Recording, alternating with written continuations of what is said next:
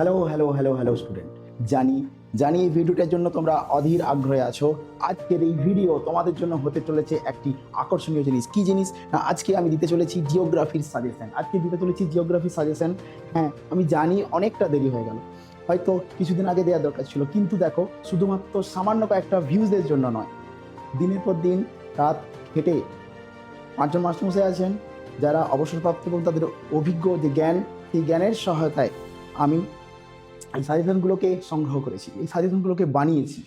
তারপর তোমাদের কাছে এমনভাবে জিনিসটাকে এনেছি যে যেই সাজেশনগুলো রয়েছে, যে প্রশ্নগুলো রয়েছে, সেইগুলো পড়লেই তোমরা কিন্তু ভূগোলে তোমাদের আশা অনুযায়ী যে নাম্বার সেটা পাবে।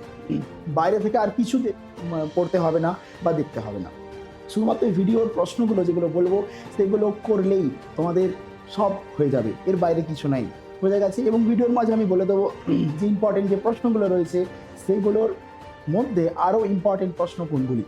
চলো শুরু করি। দেখো, অধ্যায় 1 বহির্জাত প্রক্রিয়া ও তাদের দ্বারা সৃষ্ট ভূমিরূপ থেকে ইম্পর্টেন্ট কোশ্চেন কি রয়েছে। ঝটপট রেডি হয়ে যাও।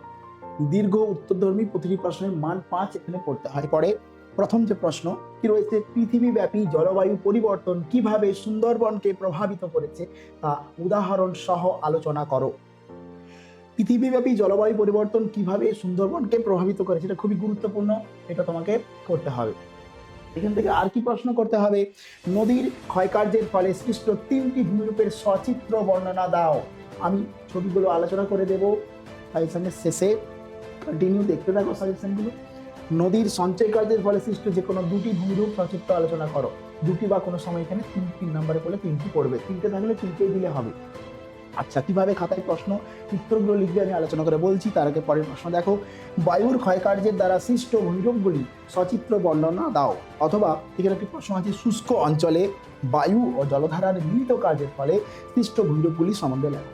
এবার দেখো, যারা বলছো আমি জানি, যারা হয়তো এতদিন সেভাবে পড়তে পারোনি, হয়তো সেভাবে পড়ার সময় পাইনি বা ফাঁকি দিয়েছো, এটা কিন্তু মানতে বাধ্য, মানবে তোমরা। তাহলে হাতে মাত্র আর কটা দিন, এই কটা দিনে কিভাবে তোমরা এতগুলো প্রশ্ন করবে, তাদের জন্য আজকে আমি কি না ইম্পর্টেন্ট খুবই গুরুত্বপূর্ণ, যেটা তোমাকে করতেই হবে, সেই প্রশ্ন কোনটা যেটাকে তুমি বাদ দিতে পারবে না, যেটা করলেই এই অধ্যায়ের একটা প্রশ্ন করা হয়ে যাবে আর দরকার নেই, সেটা কোনটা দেখো। এই প্রশ্ন হচ্ছে এই প্রশ্নটা, শুষ্ক অঞ্চলে বায়ু ও জলধারার মিলিত কার্যের ফলে সৃষ্ট ভূমিরূপগুলি সম্পর্কে লেখো। তোমাদের এবারে যে প্রশ্নটি পড়বে মিলিত কার্য, সেই মিলিত কার্য থেকে কিন্তু তোমাকে পারলে 2টো করে নেবে, বাকিগুলোর থেকে ইম্পর্টেন্ট সেটা হচ্ছে বায়ু জলধারা আর হিমবাহ প্লাস হচ্ছে হিমবাহ জলধারা। এই দুটো করলে আর কোনো প্রশ্ন করার দরকার নেই। তবে যারা করতে পারবে তারা কিন্তু সবগুলো করে নিতে, কোনো অসুবিধা নেই। চলে আসছি পরে, কিন্তু তার আগে এই যে আমরা এত খেটে খুঁটে প্রশ্নগুলো বানাচ্ছি, যেগুলো করলেই তোমরা চোখ বন্ধ করে পরীক্ষায় একবারে কমন পাবে, তোমাদের আর কোনো চিন্তা করতে হবে না। কিন্তু তোমাদেরও তো একটা কাজ রয়েছে বা দায়িত্ব রয়েছে। কি কাজ? দেখো, তোমাদের প্রত্যেকটা ভিডিও, প্রত্যেকটা সাজেশন আর চিত্র, ম্যাপ ওয়ার্নিং সমস্ত কিছু আমাদের সিডিএ ক্লাস 9-10 যে চ্যানেল রয়েছে সেখানে আপলোড করা হবে। এবার এই চ্যানেলটিকে তোমরা কিন্তু সাবস্ক্রাইব করবে, সঙ্গে শেয়ার করবে, এবং অবশ্যই তোমরা কমেন্টে লিখবে যে কোন বিষয় সাজেশন তোমার এর পরেবারে চাই। এছাড়া ফেসবুক পেজ রয়েছে আমাদের কেরিয়ার দিশারি একাডেমি, সেখান থেকে যারা দেখছো চ্যানেলটাকে ফলো করবে, ইউটিউবে একবার সাবস্ক্রাইব করে নেবে, বোঝা গেছে? এবং সবার আগে সব থেকে প্রথমে ভিডিওগুলি পেতে তোমরা কিন্তু বেল আইকনটা বাজিয়ে দেবে, তাহলে নোটিফিকেশনটা তোমাদের সবার আগে কিন্তু পৌঁছে যাবে, হ্যাঁ সাজেশন এসেছে। আর আমাদের একটা স্বপ্ন আছে, কারণ আমরা খেটে খুঁটে তোমাদের জন্য স্বপ্ন পূরণের জন্য এগিয়ে যাচ্ছি, তোমাদের জন্য লড়ছি, তোমাদেরও তো সঙ্গে সাথ দিতে হবে না? কি স্যার, দেখো জিনিসটা, তোমাদের একটা ছোট্ট কাজ কি, এই যে এখানে কে লেখা আছে, এটাতে যাতে আমরা এম লেখা দেখতে পাই, তার কিন্তু একটা তোমাদের সহযোগিতা করতে হবে। এই সহযোগিতা আশা করাই যেতে পারে। দেখো, সম্পূর্ণ ফ্রিতে তোমাদেরকে সাজেশনগুলো দিচ্ছি, তোমাদের এই কে এম এ পরিণত করার কাজ হচ্ছে তোমাদের, চালিয়ে যেতে হবে। শেয়ার করো, গ্রুপে শেয়ার করো, ফেসবুকে শেয়ার করো, শেয়ার করে যাও, তাহলে হবে। এই একটু ক্লিক করতে পারবে না? দেখো, আমার শরীর খারাপ, আমার গলার আওয়াজ বেরোচ্ছে না, তবুও কিন্তু আমি তোমাদের জন্য এনেছি, খাটবো, খেটেই যাবো। চলে আসছি, কথা না বাড়িয়ে পরে সংক্ষিপ্ত ব্যাখ্যা ধর্মী প্রতিটি প্রশ্নের মান 3। এই অধ্যায় থেকে 3 নম্বরে গুরুত্বপূর্ণ কি কি প্রশ্ন রয়েছে সেগুলো তোমাদেরকে কিন্তু বলে দিচ্ছি এবং সবার সাথে বলে দেবো এগুলো ইম্পর্টেন্ট কোনগুলো। দেখো, প্রথম প্রশ্ন, সব নদীর মোহনায় বদ্বীপ গড়ে ওঠেনি কেন? খুবই গুরুত্বপূর্ণ প্রশ্ন এটা, যে সব নদীর মোহনায় বদ্বীপ গড়ে ওঠেনি কেন, বা এর সঙ্গে যদি এটা না পড়ে এর সঙ্গে পড়তে পারে বদ্বীপ গড়ে ওঠার কারণ, বদ্বীপ গড়ে ওঠার কারণ। নেক্সট, জলপ্রপাতের পশ্চাৎপসরণ হয় কেন? এর সঙ্গে একটা প্রশ্ন রেখেছি ধারণাভাবে, এটা কি আমি এক্সট্রা রেখেছি এটা, তবে এটা এত গুরুত্বপূর্ণ নয়, এটা কিন্তু বিশেষ গুরুত্বপূর্ণ। নেক্সট কি, দেখো তোমাদের এই 3 নম্বরে 3টে টাইপের প্রশ্ন পড়ে এর থেকে একটা, কিন্তু টাইপ হয় 3টে। কি টাইপ? একটা ব্যাখ্যামূলক প্রশ্ন, এই যে ব্যাখ্যা ধর্মী আছে, আরেকটা হয় পার্থক্য, আরেকটা কি হয় পার্থক্য, আরেকটা হয় কারণ। 3 টাইপের প্রশ্ন এনেছি। তাহলে ব্যাখ্যামূলক হচ্ছে 1 আর 2, এগুলো থেকে এই দুটোর মধ্যে ইম্পর্টেন্ট হচ্ছে 1 নম্বরের। আচ্ছা, পার্থক্য ধর্মী কতগুলো পার্থক্য আছে দেখো, বেশি দিন, গিরিখাত ক্যানিয়ন, রসেমতানে, ড্রামলিন, এরকম রয়েছে। আর কি রয়েছে? নদী উপত্যকা, হিমবাহ উপত্যকা, ইয়ারদাং, জিওগান, অবরোহণ, আরোহণ, এগুলো হচ্ছে পার্থক্য।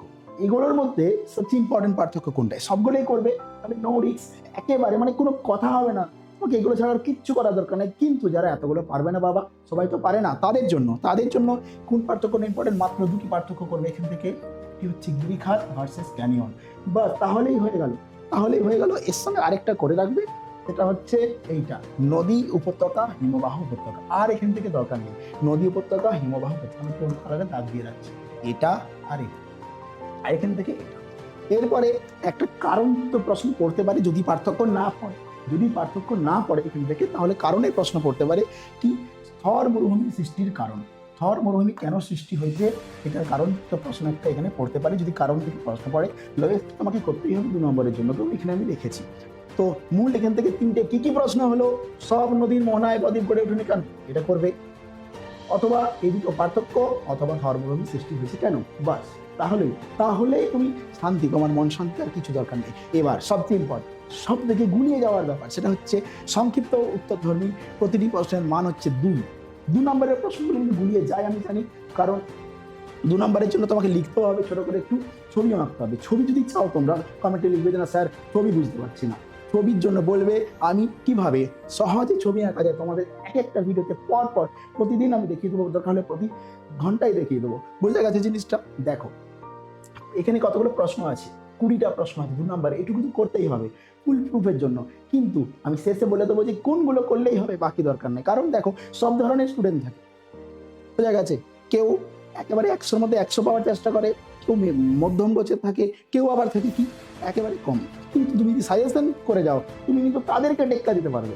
হ্যাঁ, আমি বলছি তাদেরকে টেক্কা দিতে পারবে, তাদের সমান নাম্বার পাবে, বুক খুলে বলতে পারবে আমি গুগলে 100-র কাছাকাছি নাম্বার পেয়েছি এই সাজেশনগুলো করে। কি দেখো, 1 পর্যায়ন গুরুত্বপূর্ণ, 2 হিমশৈল, 3 ধারণ অববাহিকা, 4 হচ্ছে পলল শঙ্কু, বাদশণ্ড, 6 নুনাটক বা নুনাটক্স, হিমরেখা, মরু সম্প্রসারণ রোধ, 6ষ্ঠ ঘাতের সূত্র, বিভিন্ন ধরনের বারখান।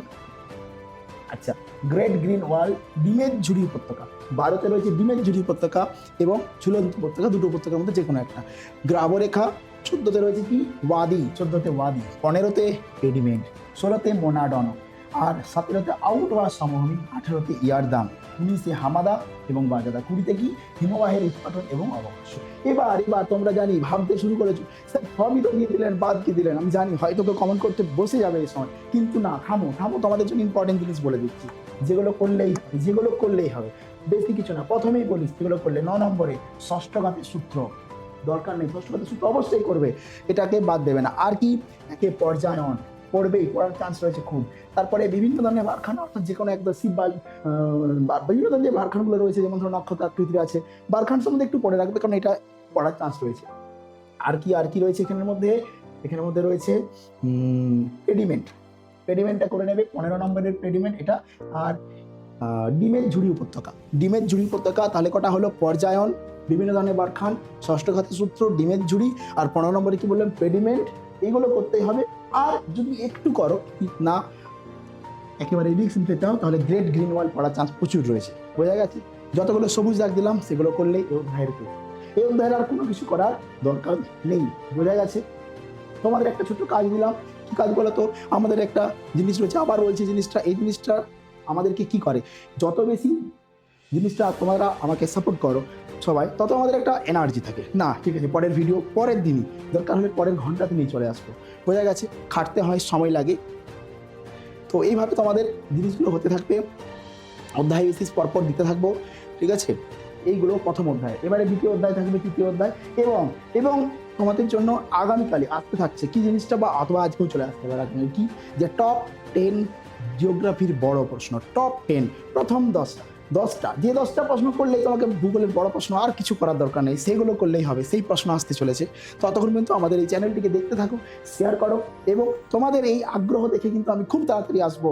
বোঝা গেছে, চলো, অল দ্য বেস্ট।